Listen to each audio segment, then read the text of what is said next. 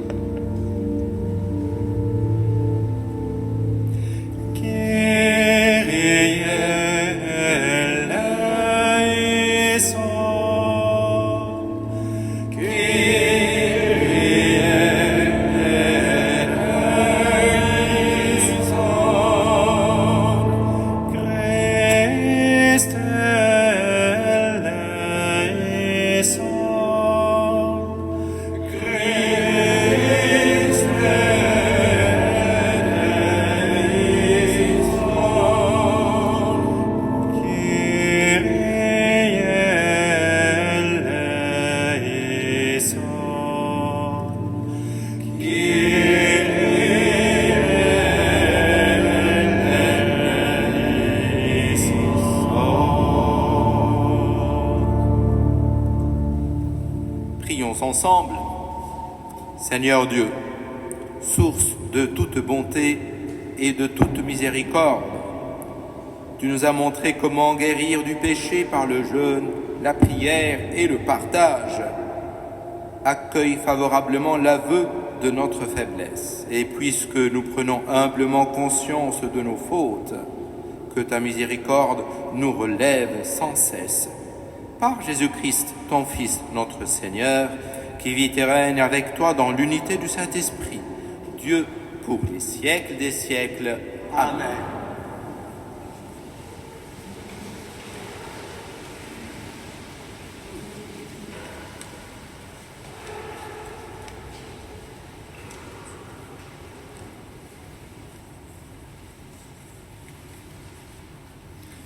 Lecture du livre de l'Exode. En ces jours-là, Moïse était berger du troupeau de son beau-père Jéthro, prêtre de Madian. Il mena le troupeau au-delà du désert et parvint à la montagne de Dieu, à l'Horeb. L'ange du Seigneur lui apparut dans la flamme d'un buisson en feu. Moïse regarda, le buisson brûlait sans se consumer. Moïse se dit alors: je vais faire un détour pour voir cette chose extraordinaire. Pourquoi le buisson ne se consume-t-il pas? Le Seigneur vit qu'il avait fait un détour pour voir, et Dieu l'appela du milieu du buisson. « Moïse, Moïse !» Il dit, « Me voici. » Dieu dit alors, « N'approche pas d'ici, retire les sandales de tes pieds, car le lieu où tu te tiens est une terre sainte. » Et il déclara, « Je suis le Dieu de ton père, le Dieu d'Abraham, le Dieu d'Isaac, le Dieu de Jacob. » Moïse se voila le visage, car il craignait de porter son regard sur Dieu. Le Seigneur dit, « J'ai vu la misère de mon peuple qui était en Égypte, et j'ai entendu ses cris sous les coups des surveillants. Oui, je connais ses souffrances. Je suis descendu pour le délivrer de la main des Égyptiens et le faire monter de ce pays vers un beau et vaste pays, vers un pays ruisselant de lait et de miel. Maintenant donc va, je t'envoie chez Pharaon. Tu verras sortir d'Égypte mon peuple, les fils d'Israël. » Moïse répondit à Dieu, « J'irai donc trouver les fils d'Israël et je leur dirai, « Le Dieu de vos pères m'a envoyé vers vous. » Ils vont me demander quel est son nom. Que leur répondrai-je? Dieu dit à Moïse, « Je suis qui je suis. Tu parleras ainsi aux fils d'Israël. Celui qui m'a envoyé vers vous, c'est « Je suis. » Dieu dit encore à Moïse, « Tu parleras ainsi aux fils d'Israël. Celui qui m'a envoyé vers vous, c'est le Seigneur, le Dieu de vos pères, le Dieu d'Abraham, le Dieu d'Isaac, le Dieu de Jacob. C'est là mon nom pour toujours. C'est par lui que vous ferez mémoire de moi, d'âge en âge. » Parole du Seigneur.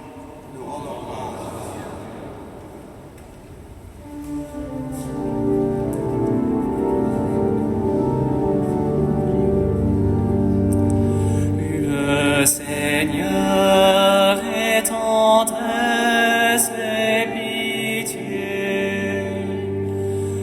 Le Seigneur est tendresse et pitié.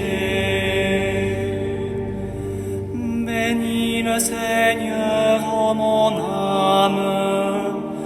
Bénis son nom très saint, tout mon être. Bénis le Seigneur, ô mon âme, n'oublie aucun de ses bienfaits. Le Seigneur est tendresse et pitié, car il pardonne toutes tes offenses et te guérit de toute maladie. Il réclame ta vie à la tombe et te couronne d'amour et de tendresse. Le Seigneur est tendresse et pitié. Le Seigneur fait œuvre de justice. Il défend le droit des opprimés. Il révèle ses desseins à Moïse. Aux enfants d'Israël ses hauts faits. Le Seigneur est tendresse et pitié. Le Seigneur est tendresse et pitié, lent à la colère et plein d'amour. le ciel domine la terre. Fort est son amour pour qui le craint. Le Seigneur est tendresse et pitié.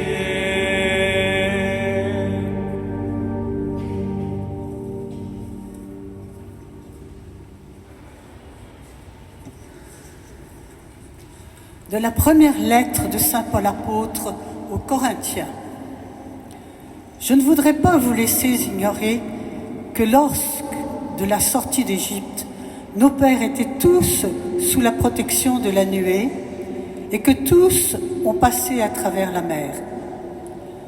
Tous, ils ont été unis à Moïse par un baptême dans la nuée et dans la mer.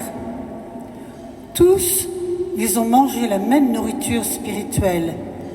Tous, ils ont bu la même boisson spirituelle, car ils buvaient à un rocher spirituel qui les suivait, et ce rocher, c'était le Christ. Cependant, la plupart n'ont pas su plaire à Dieu. Leurs ossements, en effet, jonchèrent le désert. Ces événements devaient nous servir d'exemple pour nous empêcher de désirer ce qui est mal, comme l'ont fait ces gens-là. Cessez de récriminer comme l'ont fait certains d'entre eux. Ils ont été exterminés.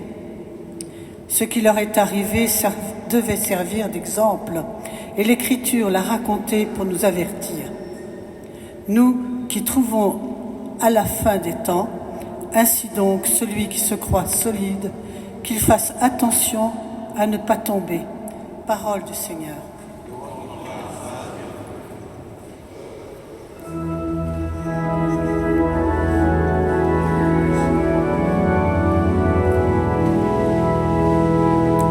Gloire au Christ, parole éternelle du Dieu vivant. Gloire à toi, Seigneur. Convertissez-vous, dit le Seigneur, car le royaume des cieux est tout proche. Gloire au Christ, parole éternelle du Dieu vivant. Gloire à toi, Seigneur. Le Seigneur soit avec vous. Et avec votre esprit. Évangile de Jésus-Christ selon saint Luc. Gloire à toi, Seigneur.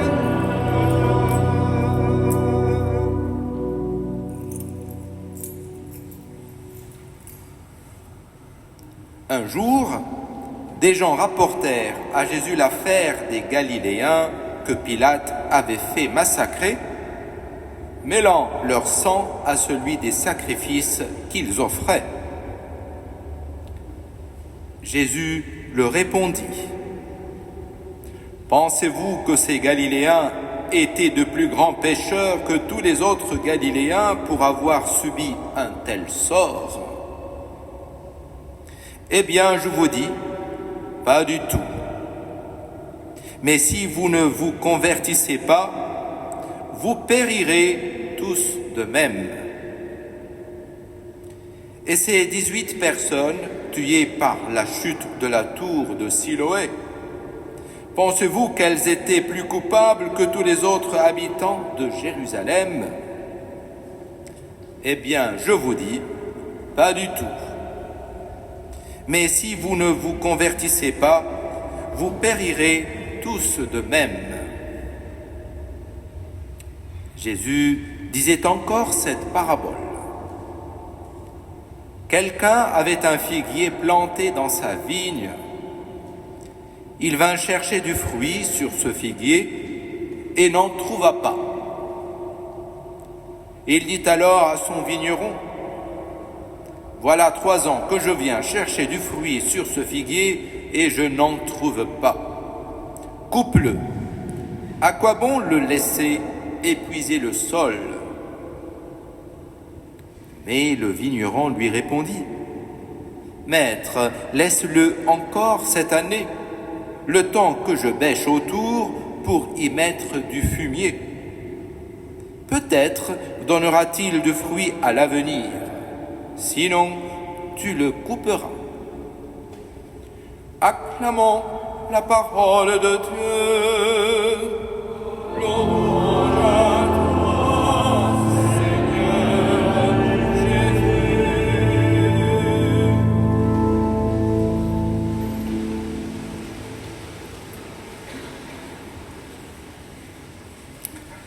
Le carême nous permet de faire un pèlerinage en Terre Sainte grâce à la parole de Dieu. Il y a 15 jours, nous étions au désert. La semaine dernière, au mont Tabor. Et aujourd'hui, à l'Horeb. À l'Horeb avec Moïse et avec Jésus en pleine controverse. Et je n'oublie pas notre thème, celui de l'année sainte, pèlerin de l'espérance. Ce soir, la conversion est possible. Telle est notre espérance. Avec l'aide de Dieu, que puis-je convertir dans ma vie? D'ailleurs, quelle est la part de ma volonté? Commençons par le livre de l'Exode, qui me révèle qui est Dieu. En effet, Dieu se révèle comme « Je suis celui qui suis ». Avouez que c'est un drôle de nom pour être Dieu. Alors les exégètes traduisent et ils disent il faut traduire par « Je suis celui qui suis avec vous ». Parce que Dieu a entendu les cris de son peuple. Il est touché par la misère, blessé par l'esclavage imposé par les Égyptiens. Quelle belle révélation et quelle espérance! Nous découvrons ce soir que notre Dieu est proche, qu'il est sensible à tout ce que nous sommes en train de vivre. À la fois, il voit notre misère et il est avec nous pour nous en libérer. Ce n'est pas comme les dieux païens, un Dieu au 7e ciel. Non, c'est un Dieu qui est proche. Pourtant, certains s'imaginent que si Dieu existe, il est contre nous. Mais non, Dieu est avec nous. Dieu veut notre bonheur, ce pourquoi nous avons été créés. N'oublions jamais que Dieu nous aime comme nous sommes et nous pouvons nous présenter à lui avec nos esclavages, nos blessures, nos limites, nos pauvretés. Il a envoyé son Fils pour cela. Saint Paul, lui, nous rappelle tous les bienfaits de Dieu à notre égard. Mais nous avons la nuque raide. Nous résistons à son appel. Cessez de récriminer contre Dieu. Mais cependant, il nous arrive de râler. Il n'y a pas que le français qui est râleur. On est tous râleurs. Le peuple de Dieu râle. Et pourquoi il râle? Eh bien, si Dieu existe, pourquoi laisse-t-il faire tout ça? Pourquoi le mal? Pourquoi la souffrance? Pourquoi les intempéries? Sommes-nous vraiment libres si tu existes, Seigneur? On râle. Mais la conversion est quand même bien difficile. Il y a d'abord les incessants délais. Ça, c'est comme les régimes. Demain. Ah ben, on commence demain. C'est pas ce soir, parce que ce soir, j'ai des invités. Ce soir, j'ai tout prévu, le repas est prêt. Puis ce soir, j'ai pas le temps. Mais demain, les incessants délais. Mais on est tous pareils. Hein. Ensuite, nous avons du mal à discerner ce qui entrave notre liberté. Nous sommes dans un monde où les points de repère bougent si vite. Nous ne savons même plus ce qui est bien et ce qui est mal. D'ailleurs, on dit, tout le monde le fait, alors pourquoi pas moi? Ainsi, dans notre conscience, qui est le sanctuaire, le plus intime de notre être, la conscience, c'est là où Dieu parle. Eh bien là, je peux vous dire que nous n'entendons plus la voix de Dieu. Nous voulons plutôt faire entendre notre voix. Et le critère est devenu l'opinion, et non la parole de Dieu. Je triche, mais tout le monde le fait, alors. Après avoir nommé ce qui m'empêche d'avancer sur ce chemin de bonheur proposé par Dieu, ne faut-il pas poser alors un acte de foi? Oui, Seigneur, je suis capable de me convertir. Mais est-ce que Dieu m'en donne les moyens? Oui, bien sûr, par les grâces, par la grâce de la confirmation. Vous avez reçu aussi les vertus, les dons de l'esprit. Pensez par exemple à la vertu de force et de tempérance. Alors vous allez me dire, il y a des conversions spectaculaires. Ben oui, celle de Saint-Augustin, celle de Charles de Foucault, pas très loin d'ici. Mais la nôtre, elle est quotidienne. Il s'agit de poser un acte qui montre notre désir de changer. Encore faut-il prendre la bonne décision et la décision spirituelle. Nous voulons, mais est-ce que nous voulons vraiment? Tout est dans le vraiment. Eh bien, si vous voulez vraiment, je peux vous assurer que l'Esprit Saint agira. La grâce va vous pousser à poser des actes. Dieu nous aidera si nous lui ouvrons les portes de nos cœurs. Mais naturellement, ce n'est pas la peine de prendre des résolutions que vous ne pourrez pas suivre. Vous avez peut-être déjà oublié d'ailleurs les résolutions le jour des cendres. On arrive à la mi-carême, donc on peut recommencer. Mais c'est là où on se crée d'ailleurs de fausses culpabilités. Non, la conversion, c'est une succession de petits actes qui, au bout du compte, transforment en profondeur notre vie. Nous sommes tous fragiles.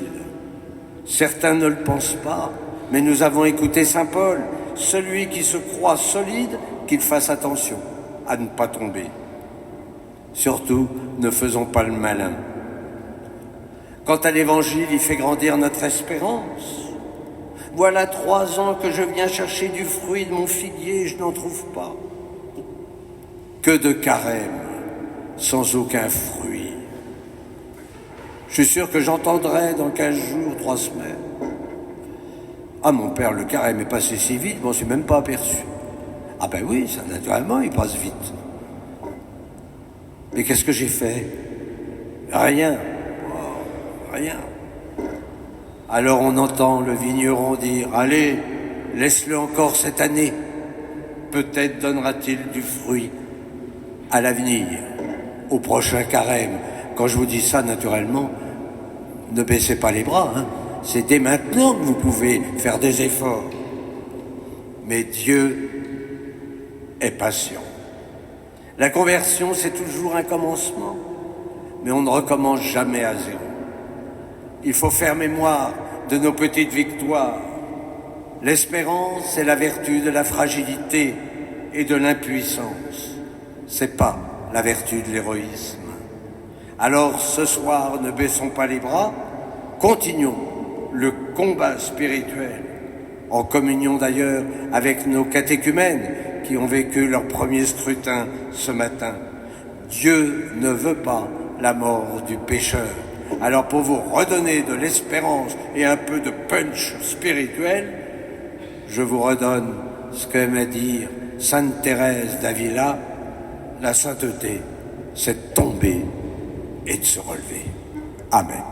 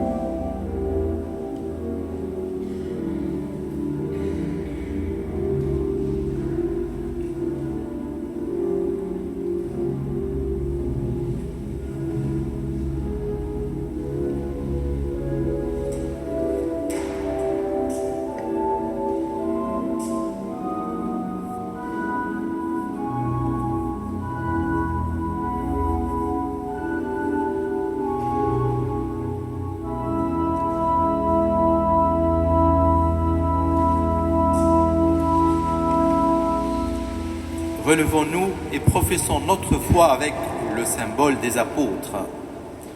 Je crois en Dieu, le Père Tout-Puissant, Créateur du ciel et de la terre, et en Jésus-Christ, son Fils unique, notre Seigneur, qui a été conçu du Saint-Esprit, est né de la Vierge Marie, a souffert sous Ponce Pilate, a été crucifié, est mort et a été enseveli, est descendu aux enfers. Le troisième jour est ressuscité des morts, est monté aux cieux, est assis à la droite de Dieu le Père Tout-Puissant, d'où il viendra juger les vivants et les morts. Je crois en l'Esprit Saint, à la Sainte Église catholique, à la communion des saints, à la rémission des péchés, à la résurrection de la chair, à la vie éternelle. Amen. Dieu de pitié et d'amour, tu prends soin de nous. Accueille aujourd'hui nos prières.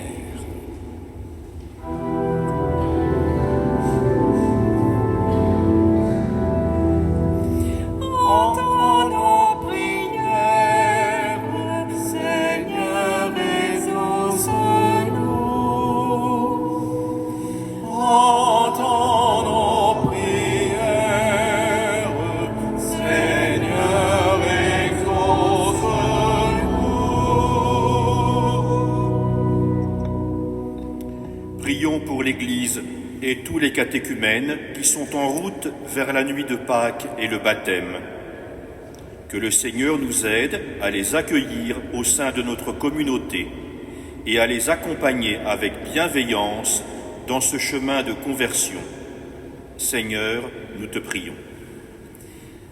Entends nos prières, Seigneur, exauce-nous. Prions pour les populations frappées par les guerres, par le terrorisme et qui vivent dans la peur, la misère, la faim. Que l'Esprit Saint sème dans leur cœur, surtout dans celui des dirigeants politiques, des ferments de paix, de justice, de partage, pour faire naître un monde plus fraternel. Seigneur, nous te prions. Entends nos prières, Seigneur, exauce-nous. Prions pour nous tous, dans notre paroisse. Donne-nous, Seigneur, la force de ton esprit, afin que nos cœurs soient brûlants de ton amour et que, par nos paroles et nos gestes, nous donnions les bons fruits que tu attends de nous. Seigneur, nous te prions. Entends nos prières, Seigneur, exauce-nous.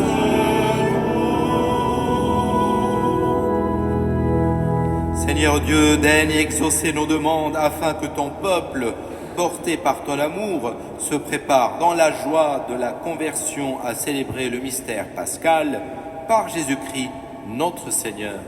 Amen.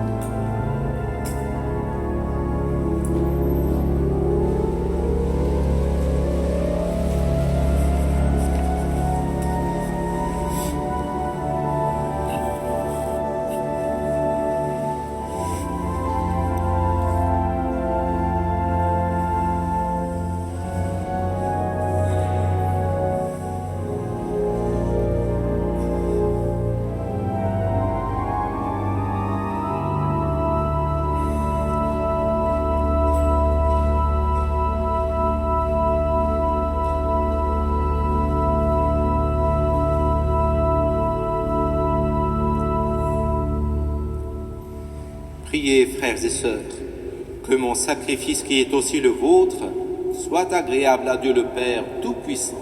Que le Seigneur reçoive de vos mains ce sacrifice à la louange et à la gloire de son nom pour notre bien et celui de toute l'Église. Par ce sacrifice, Seigneur, de bonté, alors que nous implorons le pardon de nos fautes, accorde-nous d'avoir à cœur de pardonner celles de nos frères, par Jésus le Christ, notre Seigneur. Amen. Le Seigneur soit avec vous. Et avec votre esprit, Élevons notre cœur. nous le tournons vers le Seigneur. Rendons grâce au Seigneur, notre Dieu. Cela est juste et bon. Vraiment, il est juste et bon, pour ta gloire et notre salut, de t'offrir notre action de grâce, toujours et en tout lieu, Seigneur Père très saint, Dieu éternel et tout-puissant. Tu offres à tes enfants ce temps de grâce, pour qu'ils retrouvent la pureté du cœur, afin que l'esprit libéré des passions mauvaises, il travaille à ce monde qui passe, en s'attachant surtout aux réalités qui demeurent. C'est pourquoi, avec les anges, avec tous les saints, nous te louons et sans fin nous proclamons.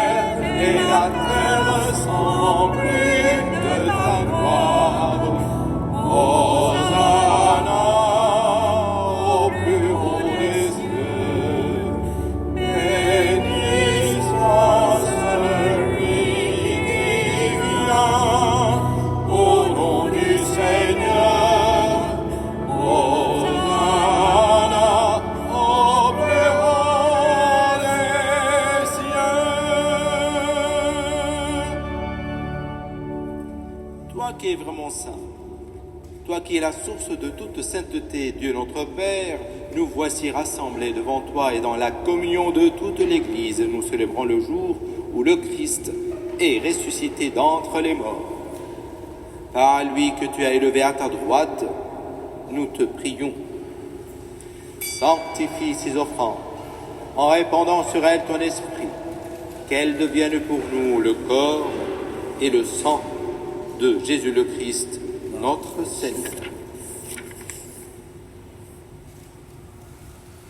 Au moment d'être livré et d'entrer librement dans sa passion, il prit le pain, il rendit grâce, il le rompit et le donna à ses disciples en disant : Prenez et mangez-en tous. Ceci est mon corps livré pour vous.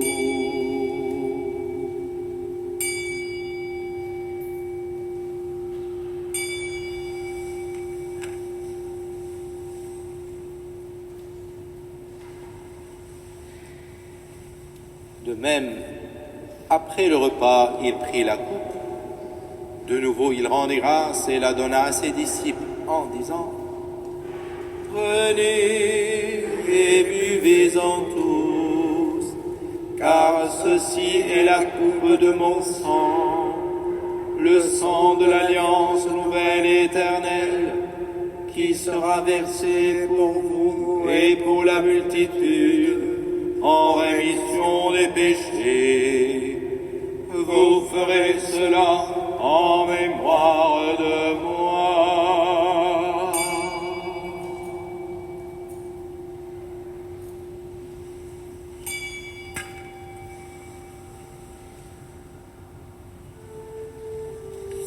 Proclamons le mystère de la foi. Gloire à toi qui es mort. Gloire à toi qui es vivant. Notre Sauveur et notre Dieu. Viens, Seigneur Jésus. En mémoire de la mort et de la résurrection de ton Fils, nous t'offrons, Seigneur, le pain de la vie et la coupe du salut, et nous te rendons grâce, car tu nous as estimés dignes de nous tenir devant toi pour te servir. Humblement, nous te demandons qu'en ayant part au corps et au sang du Christ, nous soyons rassemblés par l'Esprit Saint en un seul corps. Souviens-toi, Seigneur, de ton Église répandue à travers le monde. Fais-la grandir dans ta charité en union avec notre pape François, notre évêque Laurent et tous les évêques, les prêtres et les diacres. Souviens-toi aussi de nos frères et sœurs qui se sont endormis dans l'espérance de la résurrection. Et souviens-toi dans ta miséricorde de tous les défunts. Accueille-les dans la lumière de ton visage. Sur nous tous, enfin, nous implorons ta bonté. Permets qu'avec la Vierge Marie, la bienheureuse Mère de Dieu, avec Saint Joseph, son époux, les apôtres et tous les saints qui ont fait ta joie au long des âges, nous ayons part à la vie éternelle et que nous chantions ta louange et ta gloire par ton Fils Jésus le Christ. Par lui, avec lui et en lui.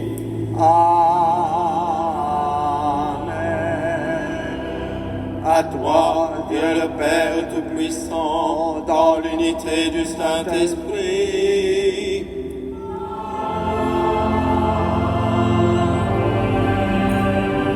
Tout honneur et toute gloire pour les siècles des siècles.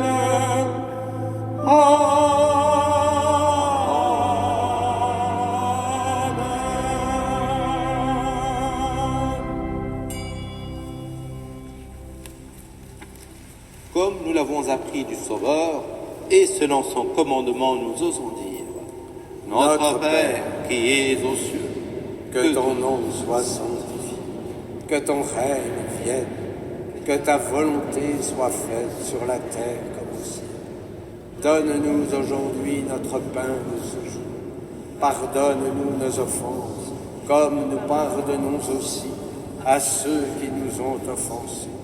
Et ne nous laisse pas entrer en tentation, mais délivre-nous du mal. Délivre-nous de tout mal, Seigneur, et donne la paix à notre temps. Soutenus par ta miséricorde, nous serons libérés de tout péché, à l'abri de toute épreuve, nous qui attendons que se réalise cette bienheureuse espérance, l'avènement de Jésus-Christ, notre Sauveur.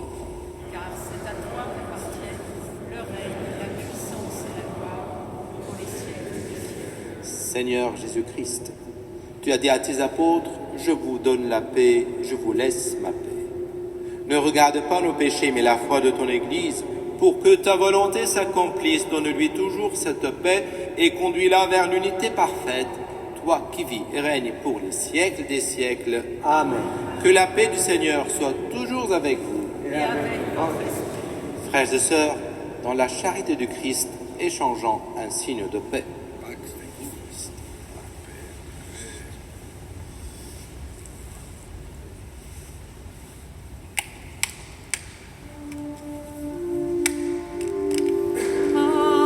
Agnus Dei, qui tollis peccata mundi, miserere nobis. Agnus Dei, qui tollis peccata mundi, miserere nobis. Agnus Dei, qui tollis peccata mundi, dona nobis pacem.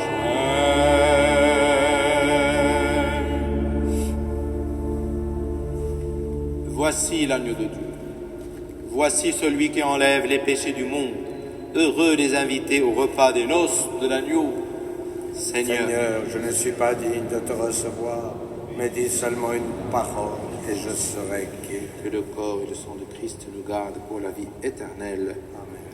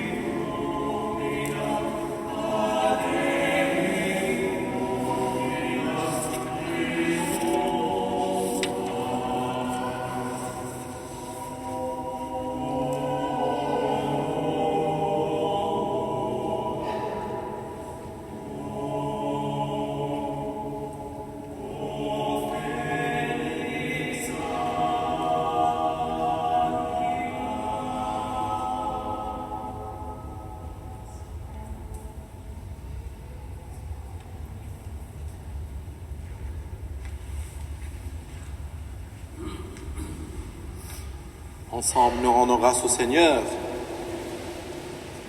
Nous avons reçu de toi, Seigneur, un avant-goût des mystères du ciel. Et dès cette terre, nous sommes rassasiés par le pain venu d'en haut. Nous t'en supplions, donne-nous de mettre en œuvre ce que le sacrement réalise en nous, par Jésus le Christ, notre Seigneur. Amen. Je vous rappelle que cette semaine, mardi, c'est la fête de l'Annonciation, donc vous faites la fête. Donc vous avez bien fait de venir ce soir pour découvrir ça. Ensuite, il y a la braderie, donc vous venez naturellement très nombreux, le 26, 27, 28, 29, en dessous de la Madeleine. Venez nombreux dans les salles royales. Et mercredi, nous commençons nos rencontres œcuméniques. Nous avons pris un texte du IIe siècle, l'Épître à Dionète, avec un texte contemporain. Cette fois-ci, ça sera un texte du cardinal de Lubac. Et puis voilà. Et dimanche prochain, c'est, si tout se passe bien, 4e dimanche de Carême, où il y aura aussi l'adoration eucharistique. Et si vous voulez venir avec nous en Provence, sur les pas des grands saints de Provence, eh bien, il y a des papiers, des flyers, comme on dit aujourd'hui, au fond de l'église. Je remercie naturellement notre quatuor. C'est une première. J'espère que ce ne sera pas une dernière. Alors on a eu un trio et puis après un quatuor. Amen. Le Seigneur soit avec vous. Et avec votre esprit. Que Dieu Tout-Puissant vous bénisse, le Père, le Fils et le Saint-Esprit. Amen. Allez et demeurez dans la paix du Christ. Nous rendons grâce à Dieu. Et achevant notre journée en nous tournant vers la Vierge Marie et nous la saluons ensemble.